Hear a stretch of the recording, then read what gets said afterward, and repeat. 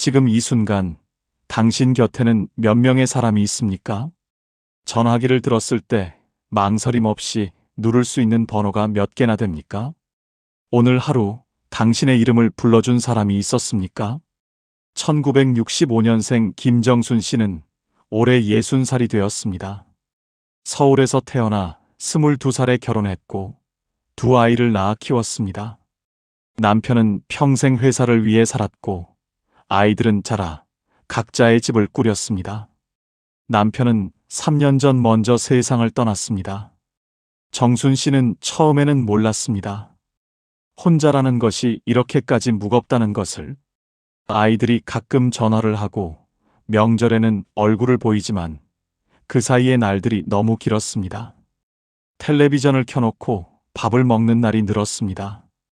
누군가 목소리를 들려주는 것 같아서 그 소리에 기대게 되었습니다. 어느 화요일 오후였습니다. 마트에서 카트를 끌고 있는데 계산대 직원이 웃으며 말했습니다. 어머니, 오늘도 오셨네요. 날씨가 많이 쌀쌀하죠? 그 짧은 말 한마디에 눈물이 날 뻔했습니다. 그 직원은 기억했던 것입니다. 내가 지난주에도 왔다는 것을, 내가 존재한다는 것을. 그날 밤 정순 씨는 일기장에 이렇게 썼습니다. 오늘 처음으로 깨달았다. 내가 외로웠던 것은 혼자여서가 아니라 기억되지 않아서였다는 것을. 외로움은 사람이 없어서 오는 것이 아닙니다. 나를 알아봐주는 눈이 없어서 옵니다. 나의 이름을 불러주는 목소리가 없어서 옵니다. 우리는 나이가 들면서 점점 많은 것을 내려놓습니다. 직함을 내려놓고 역할을 내려놓고 어느 순간엔 자신의 이름마저 희미해지는 것 같은 느낌을 받습니다. 그 느낌이 쌓이면 외로움이 됩니다. 하지만 정순 씨의 이야기는 여기서 끝나지 않습니다. 그로부터 2달 뒤 정순 씨는 동네 복지관에서 노래 교실을 다니기 시작했습니다. 처음에는 내키지 않았습니다. 늙은이들 모여서 뭘 한다고. 그 마음이 솔직한 마음이었습니다. 자존심이라는 게 그렇습니다. 내가 그런 곳에 갈 만큼 외롭지 않다고 스스로를 설득하고 싶었던 것입니다. 그런데 딸이 말했습니다. 엄마, 노래가 좋아서 간다고 생각해. 친구 사귀러 가는 거 아니잖아. 그 말이 마음의 빗장을 열었습니다. 첫날, 정순 씨는 구석자리에 앉았습니다. 옆에 앉은 여자는 파마머리에 붉은 립스틱을 바른 70대였습니다. 그분이 먼저 말을 걸었습니다. 처음 오셨어요? 저도 처음엔 어색했는데 2번 오면 친해져요. 그 말이 맞았습니다. 2번째 날, 정순 씨는 그분 옆에 스스로 앉았습니다. 이름은 박복자 씨였고 남편이 일찍 세상을 뜬 것도 같았습니다. 자식이 미국에 있다는 것도 같았습니다. 그것이 관계의 시작입니다. 우리는 종종 새로운 관계를 만드는 일이 어렵다고 느낍니다. 나이가 들수록 더욱 그렇습니다. 젊을 땐 어딜 가도 자연스럽게 어울렸는데 지금은 왜 이렇게 낯설고 어색한가 하고 스스로를 나무랍니다. 하지만 생각해 보십시오. 관계는 공통점에서 싹을 틔웁니다. 같은 노래를 좋아하고 같은 시절을 살았고 비슷한 상실을 안고 있다는 사실. 그것이 씨앗입니다. 씨앗은 눈에 보이지 않습니다. 하지만 땅속에서 이미 자라고 있습니다. 정순 씨와 복자 씨는 그해 겨울 노래 교실이 끝나고 매주 같이 순대국밥을 먹으러 갔습니다. 처음엔 1시간, 나중엔 2시간, 어느 날은 해질 때까지 앉아 있었습니다. 떠난 남편 이야기, 키운 자식 이야기, 아직 해보지 못한 것들 이야기. 이야기는 관계를 만들지 않습니다. 이야기를 나누는 용기가 관계를 만듭니다. 1958년생 이태준 씨는 올해 67살입니다. 평생을 건축 현장에서 일했습니다. 꼿꼿하고 과묵한 사람이었습니다. 말보다는 일로 모든 것을 해결했습니다. 아내가 곁에 있을 때는 그 방식이 통했습니다. 아내가 다리가 되어 그가 말하지 않아도 세상과 연결시켜 주었으니까요. 아내가 암으로 세상을 떠난 건 2021년이었습니다. 태준 씨가 63살 때였습니다. 아들이 둘 있었지만 각자 바빠서 자주 오지 못했습니다. 태준 씨는 스스로 괜찮다고 말했습니다. 늘 그래왔으니까요. 하지만 새벽 3시에 눈이 떠져서 옆자리에 아무것도 없다는 것을 손끝으로 확인하게 될 때 그 괜찮음이 얼마나 얇은 것인지 느꼈습니다. 어느 날 태준 씨는 아파트 관리실 옆에 붙어 있는 종이 한 장을 보았습니다. 주말 텃밭 나눔 모집. 한 평씩 분양하는 작은 도시 텃밭이었습니다. 태준 씨는 건축 현장에서 일했지 농사는 한 번도 짓지 않았습니다. 하지만 그날따라 이름을 적었습니다. 왜인지는 몰랐습니다. 나중에 그가 말했습니다. 뭔가를 돌봐야 한다는 생각이 들었다고. 나 혼자만 돌보는 게 아니라 내가 돌봐야 할 무언가가 있어야 할 것 같았다고. 텃밭에서 태준 씨는 처음에는 말이 없었습니다. 그런데 옆자리 72살 노인이 묻는 것이었습니다. 배추 모종 언제 심을 거예요? 몰랐습니다. 그래서 모른다고 했습니다. 그 솔직함이 대화를 열었습니다. 두 사람은 그 이후로 매주 토요일 아침 텃밭에서 만났습니다. 일하는 내내 말이 없어도 불편하지 않았습니다. 그냥 거기 있다는 것만으로 충분했습니다. 바로 이것입니다. 나이든 남자들의 우정은 말이 아니라 같은 곳을 바라보는 것에서 시작됩니다. 태준 씨는 아내가 떠나고 처음으로 알았습니다. 혼자 있는 것과 외로운 것은 다르다는 것을. 외로움은 연결이 끊어졌을 때 옵니다. 다시 연결되면 혼자 있어도 외롭지 않습니다. 그해 가을 태준 씨의 텃밭에서 배추가 15폭이 자랐습니다. 그는 그것을 반씩 나누어 이웃들에게 돌렸습니다. 아들에게도 보냈습니다. 처음으로 아들이 전화를 걸어왔습니다. 아버지, 배추 받았어요. 너무 신기해요. 이거 아버지가 직접 키우신 거예요? 그 목소리를 듣고 태준 씨는 처음으로 아내 없이도 웃었습니다. 외롭지 않게 사는 것, 그것은 대단한 비결이 있는 것이 아닙니다. 하지만 분명히 방향은 있습니다. 살아온 분들의 이야기에서 반복적으로 나타나는 3가지 방향이 있습니다. 첫 번째는 먼저 다가가는 사람이 되는 것입니다. 나이가 들면 상처가 쌓입니다. 먼저 연락했다가 거절당한 기억, 먼저 말을 건넸다가 무시당한 기억. 그 기억들이 쌓이면 우리는 움츠러들게 됩니다. 그래서 기다립니다. 누가 먼저 연락해 오기를, 누가 먼저 말을 걸어오기를. 하지만 생각해 보십시오. 지금 혼자 앉아서 기다리고 있는 사람이 나뿐이겠습니까? 이 세상에는 지금 이 순간 수많은 사람들이 똑같이 기다리고 있습니다. 누군가 먼저 손을 내밀어 주기를. 그러니 먼저 손을 내미는 사람이 되십시오. 딱 한 번만. 거절당하면 2번 다시 안 해도 됩니다. 하지만 그 한 번이 평생의 인연이 될 수도 있습니다. 두 번째는 역할보다 존재로 만나는 것입니다. 젊었을 때 우리의 관계는 대부분 역할 중심이었습니다. 직장 동료, 학부모 모임, 동창회. 그 안에서 나는 부장이었고, 누구의 엄마였고, 누구의 남편이었습니다. 역할이 사라지면 관계도 흔들렸습니다. 이제는 다르게 만날 수 있습니다. 역할 없이 그냥 나로서, 그냥 오늘 하루를 살아온 사람으로서.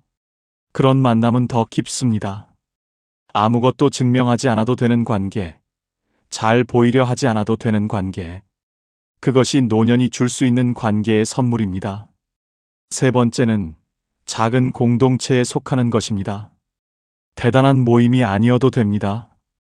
매주 한 번 모여 차를 마시는 사람들, 함께 걷는 사람들, 같은 책을 읽는 사람들. 그 작은 공동체 안에서 사람은 자신이 누군가에게 필요하다는 느낌을 받습니다. 그 느낌이 외로움을 막아줍니다. 연구에 따르면 정기적으로 함께 무언가를 하는 공동체에 속한 노인들은 그렇지 않은 노인들보다 건강하게 더 오래 산다고 합니다. 몸이 마음을 따라가는 것입니다. 그런데 여기서 꼭 드려야 할 말씀이 있습니다. 외롭지 않기 위해 사람만 찾다 보면 더 외로워질 수 있습니다. 사람과의 관계를 맺기 전에 먼저 나 자신과의 관계가 편안해야 합니다. 1960년생 최미란 씨, 올해 65살입니다. 미란 씨는 50대 내내 불안했습니다. 아이들이 독립하자 텅 빈 집이 낯설었고 남편이 퇴직하자 하루 종일 함께 있는 것도 불편했습니다. 늘 뭔가를 해야 할 것 같고 어딘가에 있어야 할 것 같았습니다. 어느 봄날 미란 씨는 집 근처 작은 절에 들어갔습니다. 특별한 이유가 있었던 것은 아닙니다. 벚꽃이 지고 있었고 그냥 들어가고 싶었습니다. 마당 한켠에 혼자 앉아 차를 마시는 스님이 있었습니다. 스님은 미란 씨에게 차 한 잔을 내밀었습니다. 그리고 물었습니다. 요즘 어떻게 지내세요? 그 짧은 말에 미란 씨는 예상치 못하게 눈물이 났습니다. 그리고 깨달았습니다. 오래도록 아무도 그 질문을 하지 않았다는 것을. 하지만 사실은 자신도 스스로에게 그 질문을 하지 않았다는 것을. 나는 요즘 어떻게 지내고 있는가? 이 질문을 스스로에게 해본 적이 있습니까? 남편이 어떻게 지내는지, 자식이 어떻게 지내는지는 알면서 내가 어떻게 지내고 있는지는 잘 모르는 경우가 많습니다. 나 자신과 친해진다는 것은 혼자 있는 시간을 견디는 것이 아닙니다. 혼자 있는 시간을 즐기는 것입니다. 내가 좋아하는 것이 뭔지, 어떨 때 기분이 좋아지는지, 어떤 것을 보면 마음이 놓이는지, 그것을 알아가는 것이 나 자신과의 관계입니다. 미란 씨는 그 이후로 매일 아침 일기를 쓰기 시작했습니다. 거창한 내용이 아닙니다. 오늘 아침 커피가 맛있었다. 창밖에 비둘기 2마리가 앉아 있었다. 어제 본 드라마의 그 장면이 자꾸 생각난다. 그 작은 기록이 쌓이면서 미란 씨는 자신이 어떤 사람인지 더 잘 알게 되었습니다. 그리고 신기하게도 나를 잘 알게 될수록 다른 사람들과의 관계가 더 편안해졌습니다. 나를 잘 아는 사람은 다른 사람도 잘 압니다. 나를 따뜻하게 대하는 사람은 다른 사람도 따뜻하게 대할 수 있습니다. 노년의 외로움을 이야기할 때 피할 수 없는 주제가 하나 있습니다. 이별입니다. 나이가 들면서 우리는 점점 더 많은 이별을 겪습니다. 부모님을 떠나보내고 오랜 친구가 먼저 가고 어쩌면 배우자와도 이별하게 됩니다. 이 이별들이 쌓이면 외로움이 아니라 상실이 됩니다. 상실은 외로움과 다릅니다. 외로움은 누군가를 찾으면 채워질 수 있지만 상실은 그 사람이 다시 돌아올 수 없다는 사실에서 옵니다. 그래서 더 아픕니다. 하지만 여러 어르신들의 이야기에서 발견한 것이 있습니다. 이별을 가장 잘 이겨낸 분들은 공통적으로 그 사람과의 관계를 과거형으로만 두지 않았다는 것입니다. 먼저 떠난 배우자를 마음속에서 살아있는 대화 상대로 삼는 분들이 있습니다. 저녁을 먹을 때 그 사람이 좋아하던 음식을 가끔 만들고 중요한 결정을 앞두고 어떻게 할 것 같은지 생각해보고 좋은 날에는 함께라면 어땠을까를 상상합니다. 이것은 과거에 집착하는 것이 아닙니다. 그 사람을 지금의 삶 안으로 초대하는 것입니다. 사랑은 사람이 떠난다고 끝나지 않습니다. 관계는 기억 안에서 계속 살아갑니다. 그리고 한 가지 더. 이별 후에 찾아오는 그 고요함이 사실은 새로운 나를 만나는 시간이기도 합니다.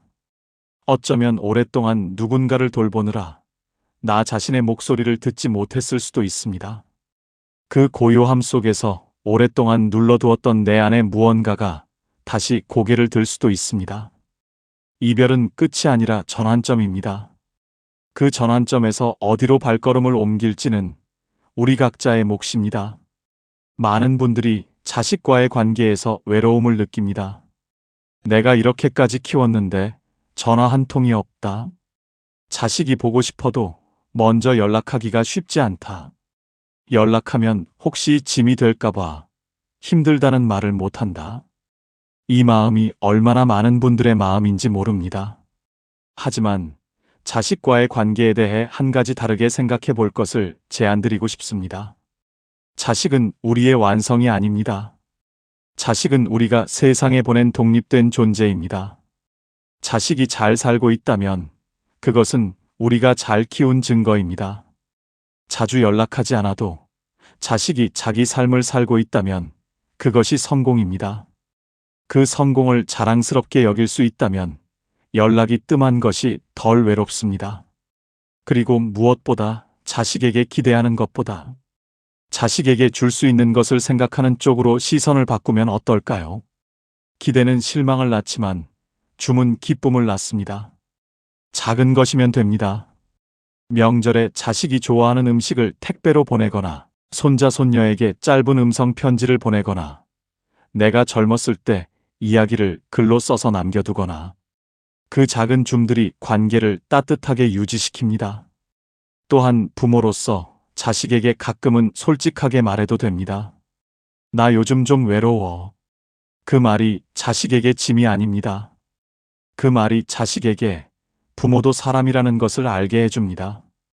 부모가 약한 모습을 보여줄 때 오히려 자식들이 더 가까이 옵니다. 외롭지 않게 사는 삶은 사람을 많이 두는 것이 아닙니다. 진심으로 연결된 삶을 사는 것입니다. 진심으로 연결된다는 것은 내가 먼저 마음을 여는 것에서 시작됩니다. 그 마음이 때론 상처를 받기도 합니다. 하지만 다친 마음은 상처를 받지 않는 대신 따뜻함도 받지 못합니다. 지금 이 순간, 오늘 저녁 딱 한 사람에게 연락해 보십시오. 오랫동안 연락하지 못했던 친구, 멀리 사는 형제, 옆집 이웃, 안부를 묻는 짧은 말 한마디, 그것이면 충분합니다. 그 한 통의 연락이 씨앗입니다. 씨앗은 작습니다. 하지만 그 안에 숲이 들어 있습니다. 정순 씨와 복자 씨는 지금도 매주 목요일에 순대국밥을 먹으러 갑니다. 태준 씨의 텃밭은 올해도 무사히 겨울을 났습니다. 미란 씨의 일기장은 어느새 3권째가 되었습니다. 그들이 특별해서가 아닙니다. 그들도 처음엔 무서웠습니다. 처음엔 망설였습니다. 하지만 딱 한 걸음을 내디뎠습니다. 그 한 걸음이 지금 여기까지 데려왔습니다. 당신에게도 그 한 걸음이 있기를 바랍니다. 그리고 그 걸음 끝에서 당신만의 따뜻한 이야기가 시작되기를 바랍니다. 오늘도 들어주셔서 고맙습니다. 이 이야기가 마음의 울림이 되셨다면 지금 당장 단 한 사람에게 이 영상을 보내주세요. 당신이 그 사람의 오늘을 따뜻하게 만들어주는 것입니다.